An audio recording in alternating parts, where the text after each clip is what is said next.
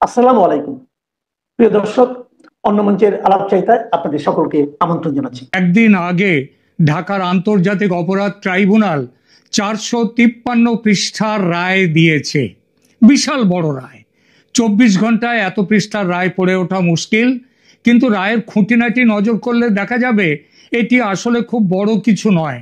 আমরা যারা বাংলাদেশের গত বছরের অভ্যুত্থান নিয়ে জাতিসংঘের মানবাধিকার কমিশনের রিপোর্ট পড়েছি, তারা দেখবেন যে এই রায় তৈরি হয়েছে জাতিসংঘের ওই রিপোর্টকে ভিত্তি করে। এমনকি পাতার পর পাতা সেখানটায় ব্যবহার করা হয়েছে, তুলে দেওয়া হয়েছে এই রায়ের মধ্যে। চিফ প্রসিকিউটর তাজুল ইসলাম তার বক্তব্য পেশ করেছেন এই রিপোর্টের ওপর, এই রিপোর্টকে ওপরে, এবং ট্রাইব্যুনালের বিচারকরা ওই রিপোর্টে যা লেখা আছে তাকে একেবারে ধ্রুব সত্য ধরে নিয়ে বিচার করেছেন, রায় দিয়েছেন। জাতিসংঘের রিপোর্টে শেখ হাসিনাকে ফাঁসি দেওয়ার কথাটা কেবল লেখা ছিল না বা বলা ছিল না, সেটা বলেছেন চিফ প্রসিকিউটর তাজুল ইসলাম।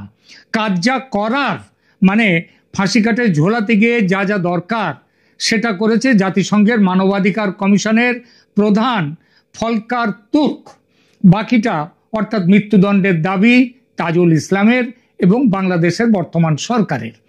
আর বিচারকদের কাজে অন্ধের মতো কাজ হয়েছে, অন্ধের মতো ওই তাজুল ইসলামের দাবিতে সিলমোহর দিয়ে দেয়া। সুতরাং এত বড় রায় পড়তে সময় লাগার কথা নয়, আমারও লাগেনি, কারণ আগেই বলেছি জাতিসংঘের রিপোর্ট পড়া আমার পড়া ছিল। আর তাই এই রায়ের পিছনে জাতিসংঘের, বিশেষ করে জাতিসংঘের মানবাধিকার কমিশনের প্রধান যে ফলকার তুর্ক, তার নেক্কারজনক ভূমিকা নিয়ে কিছু কথা আজ বলবো।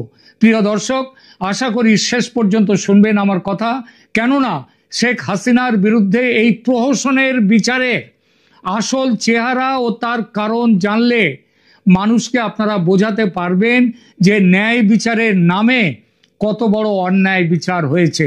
এবং আমার বক্তব্য থাকবে টু দি পয়েন্ট। অনেক পরিশ্রম করে তৈরি করেছি এই প্রতিবেদন, তাই অনুরোধ শেষ পর্যন্ত শুনবেন এবং সোশ্যাল মিডিয়ায় সর্বত্র শেয়ার করে ছড়িয়ে দেবেন আমার এই ভিডিওটি। প্রথমেই বলি, শেখ হাসিনার মৃত্যুদণ্ডের রায়কে খোলাখুলি সমর্থন জানিয়েছে জাতিসংঘ।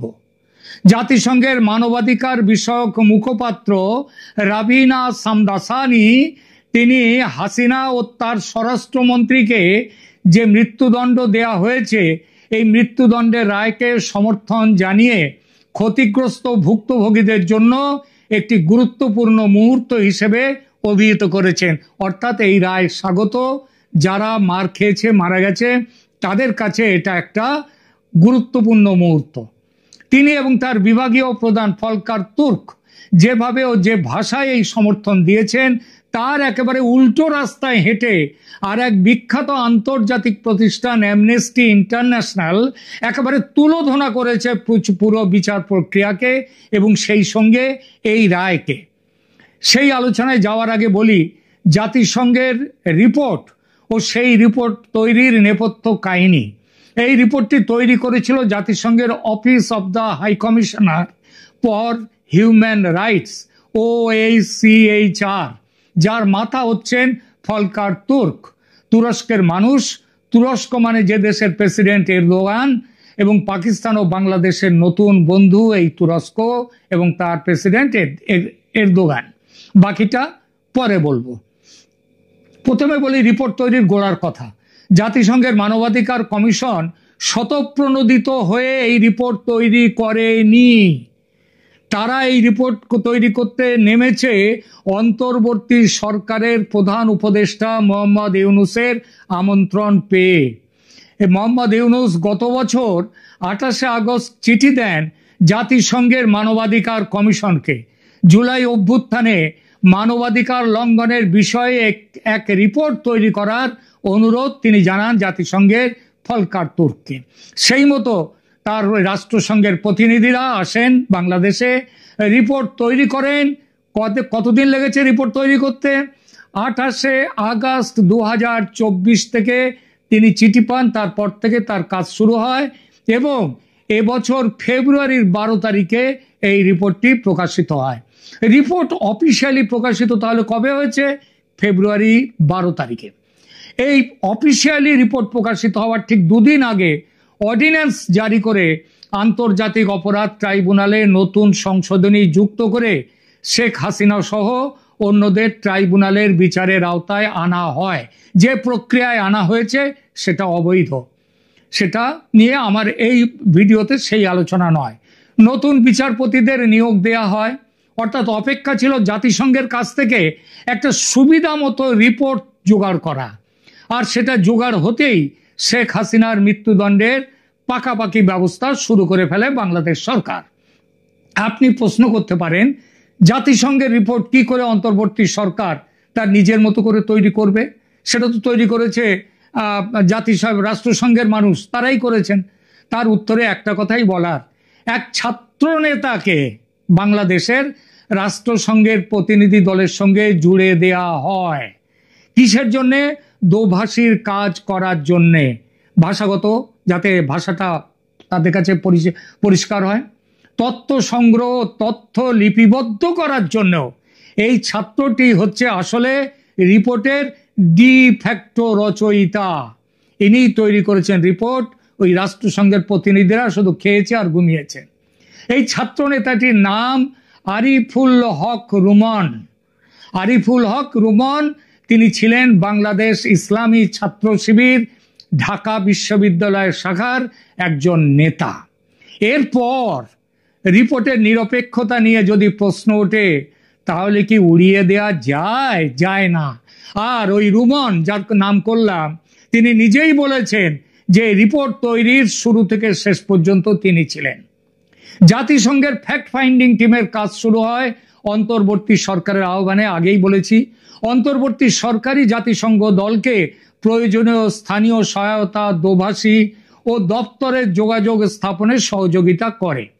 বিভিন্ন সংবাদ মাধ্যমে প্রকাশিত খবর অনুসারে ওই আরিফুল হক রুমানকে দোভাষী বা স্থানীয় সহায়তাকারী হিসেবে নিয়োগ দেওয়া হয়েছিল, যিনি জাতিসংঘের দলের সঙ্গে সাক্ষাৎকার করেছেন এবং ক্ষতিগ্রস্তদের মধ্যে তথ্য বিনিময়ের সহায়তা করেন।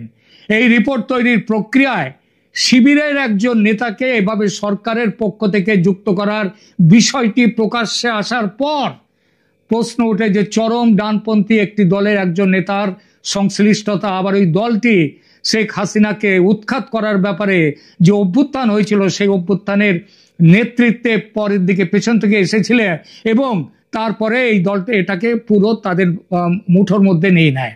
তো প্রশ্ন ওঠে যে এই নেতার সংশ্লিষ্টতা রিপোর্টটির নিরপেক্ষতা বা তথ্যের যাচাই বাছাইকে কতটা প্রভাবিত করেছে। জাতিসংঘ বা অন্তর্বর্তী সরকার কেউই এই অভিযোগকে স্বীকৃতি দেয়নি। তার ভূমিকা বলেছে এর উপরে কোনো নেতিবাচক প্রভাব পড়েনি। কিন্তু এটা তো তারা বলবেই, এটা তাদের বলার কথা। অন্তর্বর্তী সরকার এই নিয়োগটিকে বলেছে একটি স্থানীয় সহযোগিতা, কিন্তু এই সহযোগিতাই যে আসল, সেটা তো পরে দেখা যাচ্ছে। এবার আসুন রিপোর্টের সমালোচনা করবার কোন কোন জায়গা আছে। 1 নম্বর, এই কমিশন 15ই আগস্ট পরবর্তী সময়কালের 15ই আগস্ট পর্যন্ত তারা তাদের রিপোর্ট দিয়েছে। তো 15ই আগস্ট পরের যে সময়কাল, তার ঘটনা নিয়ে কোনো অনুসন্ধান করেনি। এমনকি 28শে আগস্ট যেদিন সরকার চিঠি দেয় কমিশনকে, সেদিন পর্যন্ত তারা তাদের করেনি, তদন্ত করেনি। হঠাৎ 15ই আগস্ট গিয়ে কেন থেমে গেল? কারণ অন্তর্বর্তী সরকারের অধীনে যে মানবাধিকার লঙ্ঘনগুলো ঘটেছে ওই 15ই আগস্টের পরে, সেগুলো বিশেষ করে হিন্দু সম্প্রদায়, আওয়ামী লীগ সদস্য, মিডিয়া কর্মীদের বিরুদ্ধে প্রতিশোধমূলক সহিংসতা, সেগুলো যাতে বাদ দেওয়া যায়, তার জন্য 15ই আগস্ট পর্যন্ত গিয়ে থেমে গেছে। কেন 15ই আগস্ট গিয়ে থামা হলো সে বিষয়ে কোনো কথা এই রিপোর্টে নেই। এরপরে আসুন প্রত্যক্ষ স্টেট অ্যাক্টর যারা ছিল তাদের অনুপস্থিতিতে। প্রতিবেদনে 250 জনের বেশি সাক্ষ্য নেওয়া হয়েছে বলে দাবি করা হলেও এটি পরিষ্কার করা হয় না যে কিভাবে সাক্ষ্য নেওয়া হয়েছে এবং সাক্ষ্য দানকারী হিসেবে কাদের ডাকা হয়েছে, এবং তার সাথে দোভাষী তাদের যে কথাগুলো, সেই কথাগুলোর ভাষান্তর অর্থাৎ বাংলা থেকে ইংরেজিতে নিয়ে যাওয়া সেটা সঠিক কিনা সেটা দেখার কেউ ছিল না। রাষ্ট্রীয় বাহিনীর পক্ষ থেকে কোনো প্রতিনিধিত্ব ছিল না। সেনাপ্রধান, পুলিশ কমান্ড বা অভিযুক্ত রাজনৈতিক নেতাদের সাক্ষ্য নেওয়া হয়নি। এই অনুপস্থিতি অত্যন্ত গুরুত্বপূর্ণ, কারণ এটি প্রোব যে অনুসন্ধানের পদ্ধতিকে প্রশ্নযুক্ত করে। 3 নম্বরের পরে দেখুন, মৃত্যু সংখ্যার বিষয়ে গুরুত্বপূর্ণ বিসঙ্গতি, মানে মিল নেই। এটি সবচেয়ে গুরুত্বপূর্ণ বিষয়গুলির একটি। জাতিসংঘর দাবি, জাতিসংঘ লিখেছে 1400 মৃত্যু স্বাধীনভাবে যাচাই করা হয়েছে, কিন্তু এজিএফ ফ্যাক্ট চেক এবং প্রথম আলোর সেই সময় প্রথম দিকের তথ্য অনুযায়ী প্রথমে জুলাইয়ে গত বছর 187 থেকে 201 জনের মৃত্যুর ঘটনা বলা ছিল। তারপরে প্রথম আলো বিভিন্ন ক্ষেত্রে পার্থক্য আবিষ্কার করেছে, করে যেখানে ভূমি বিরোধ বা দুর্ঘটনামূলক মৃত্যুগুলো জুলাই শহীদ হিসেবে ঢুকিয়ে দেওয়া হয়েছে এবং জাতিসংঘ সেগুলোকে তাদের হিসাবের মধ্যে নিয়ে 1400 সংখ্যাটাকে তুলে দিয়েছে। ফরেনসিক রিপোর্টের যে উদ্বেগ আছে, প্রতিবেদনে উল্লেখ করা হয়েছে যে অনেক মানুষের মৃত্যু হয়েছে 7.62 মিলিমিটার গোলার বারুদের কারণে, গুলির কারণে হয়েছে। অথচ বাংলাদেশের পুলিশ দাবি করে তারা এই ক্যালিবার ব্যবহার করে না। এমনকি বাংলাদেশের একজন বর্তমান উপদেষ্টা, যিনি তখন ছিলেন স্বরাষ্ট্র উপদেষ্টা, তিনি বলেছেন যে বাংলাদেশ এই পুলিশ তো, বাংলাদেশ পুলিশের এই গুলি ব্যবহার হয় না। তাহলে এই গুলিটা করলো কারা? এবং তারা এই গুলি অন্য কেউ ছুড়েছে। এই অন্য কেউ কারা? সারা বাংলাদেশের মানুষ জানে কে তারা, কিন্তু মানবাধিকার কমিশন এটা জানতে পারলো না, আমল দিল না। আর ওই যে আমার উপদেষ্টার কথা বললাম, তাকে 2 দিন পরেই, মানে ওইটা বলার সাথে সাথেই তাকে ওই দপ্তর থেকে সরিয়ে, স্বরাষ্ট্র থেকে সরিয়ে একটি সাধারণ অকিঞ্চিতকর একটা দপ্তরে তাকে পাঠানো হয়েছে। তারপরে আসুন এক পেশে রিপোর্টিং। প্রতিবাদী, মানে যারা অভ্যুত্থানের সঙ্গে জড়িত, তাদের ক্ষয়ক্ষতি বিস্তারিত একাধিক উদাহরণের সাথে নথিভুক্ত করা হয়েছে। কিন্তু নিরাপত্তা বাহিনীর হতাহত সংখ্যা, পুলিশ, অন্যরা, আনসার বাহিনী, এদের যে হতাহত সংখ্যা হ্রাস কিংবা অনেক সময় একদমই নেই। প্রতিবেদনে মাত্র 44 জন পুলিশ কর্মীর মৃত্যু উল্লেখ করা হয়েছে। সম্পত্তি ধ্বংস করা, আন্দোলনকারীদের সশস্ত্র আক্রমণ করেছে বিভিন্ন সরকারি সংগঠনের ওপরে, মেট্রো রেলের ওপরে, অন্যত্র বেতার কেন্দ্রের ওপরে, সেসব বিষয়ে কোনো কথা নেই। পুলিশের উপর আক্রমণের প্রসঙ্গ প্রায় নেই বললেই হয়। আর তারপরে আসুন এই রিপোর্টের স্বচ্ছতার অভাব। প্রতিবেদনটি পদ্ধতিগত পরিশিষ্ট প্রকাশ করেনি, অনুসন্ধানকারীদের পরিচয় প্রকাশ করা হয়নি, সাক্ষ্য নির্বাচনের মানদণ্ড স্পষ্ট নয়। এই স্বচ্ছতার অভাব আন্তর্জাতিক তদন্তের জন্য ভীষণভাবে অস্বাভাবিক এবং এই নির্ভরযোগ্যতা নিয়ে ভয়ঙ্কর রকমের প্রশ্ন তুলে দেয়। প্রিয় দর্শক, আপনি যদি বিচারের রায় পড়েন তাহলে দেখবেন এই রায় পুরোপুরি জাতিসংঘের রিপোর্টকে ব্যবহার করে লেখা হয়েছে। বিচারের রায় শেখ হাসিনার বিরুদ্ধে আন্তর্জাতিক অপরাধ ট্রাইব্যুনালের 453 পৃষ্ঠার রায়ের ভিত্তি তৈরিতে জাতিসংঘের office of the high commissioner for human rights তাদের প্রকাশিত 105 পৃষ্ঠার ফ্যাক্ট ফাইন্ডিং রিপোর্ট একটি কেন্দ্রীয় ভূমিকা পালন করেছে। রায়ের ছত্রে ছত্রে ডেকে নিয়ে আসা হয়েছে ওই ইউনাইটেড নেশনস রিপোর্ট। কিভাবে ইউএন রিপোর্ট ট্রাইব্যুনালের কাজে ব্যবহৃত হয়েছে তার কয়েকটি উদাহরণ দিই। প্রধান প্রসিকিউটর মোহাম্মদ তাজুল ইসলাম স্পষ্ট বলেছেন যে ইউএন রিপোর্ট মামলার কেন্দ্রবিন্দু হিসেবে ব্যবহৃত হয়েছে। কে বলেছে? Mohammad Tajul Islam, chief prosecutor. তিনি বলেছেন, তার কথা উদ্ধার করছি, the UN findings have clearly stated that the July-August atrocities are part of a pre-planned crimes and those took place on Sheikh Hasina's order. এর অর্থ হলো প্রসিকিউশনের নিজের কোন রকম তাদের কোনো তদন্ত নেই, তারা ইউএন রিপোর্টের সিদ্ধান্তগুলোকে সরাসরি মামলার ভিত্তি হিসেবে গ্রহণ করেছে, যেটা ভীষণভাবে অন্যায়। এরপর তদন্ত রিপোর্ট প্রস্তুতিতে সরাসরি অন্তর্ভুক্তি। দেখুন, ফেব্রুয়ারি 2025-এ প্রধান প্রসিকিউটর ঘোষণা করেছেন তারা ট্রাইব্যুনালে উপস্থাপনের জন্য প্রোব রিপোর্ট প্রস্তুত করেছেন। প্রোব রিপোর্ট মানে তদন্ত রিপোর্ট প্রস্তুত করেছেন এবং করছেন যে ইউজিং দা মানে যে মামলা, যেটা ট্রাইব্যুনালের মামলা, সেটা কোনটায় কিসের ভিত্তিতে সেটা তারা নিজেরাই বলেছেন, using the information available in the UN fact finding report, অর্থাৎ ইউনাইটেড নেশনসের যে ফ্যাক্ট ফাইন্ডিং রিপোর্ট তার ভিত্তিতেই সেটা ব্যবহার করে তারা এই মামলায় তাদের মামলা চালু করছেন। এবং নির্দিষ্টভাবে এই চিফ প্রসিকিউটর বলেছেন, the reports are nearly complete, but as you know the United Nations Office of the High Commissioner for Human Rights recently published its fact-finding report over July-August mass uprising. Process is on to add information from that with the probe reports. অর্থাৎ UN রিপোর্টের, United নেশনসের রিপোর্টে যে সমস্ত ঘটনা বলা আছে সেগুলোকে আমরা যুক্ত করি, এটা তৈরি করছি। এটা নিশ্চিত করে যে ইউএন রিপোর্টের তথ্য সরাসরি ট্রাইব্যুনালের তদন্ত রিপোর্টে যুক্ত করা হয়েছে। এরপর আসুন আন্তর্জাতিক সমালোচনার বিরুদ্ধে, এটা নিয়ে খুব আন্তর্জাতিক সমালোচনা হয়েছে, তার বিরুদ্ধে কি বলছে সরকার এবং ইউএন সেটা শুনুন। দ্য ডিপ্লোম্যাট বিখ্যাত পত্রিকা, তারা রিপোর্টে বলছে যে the ICT is also expected to use the OHCHR report as a defensive measure against any potential international criticism. দেখুন, against any potential international criticism regarding its procedures, এর মানে হলো ট্রাইব্যুনাল জানতো যে তার নিজস্ব পদ্ধতিগত সমস্যা রয়েছে এবং তার বিরুদ্ধে সমালোচনা হবে, তাই ইউএন রিপোর্টকে তারা একটা ঢাল হিসেবে ব্যবহার করেছে।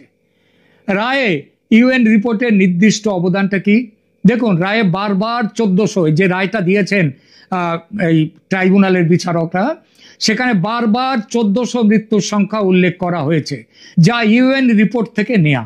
এই সংখ্যা ট্রাইব্যুনালের আখ্যানের কেন্দ্রীয় অংশ হয়ে উঠেছে। রায়ে যে সিস্টেমেটিক এবং কোঅর্ডিনেটেড হিসাবে হত্যার বর্ণনা করা হয়েছে সেটা সরাসরি ইউএন রিপোর্টের ভাষা। OHCHR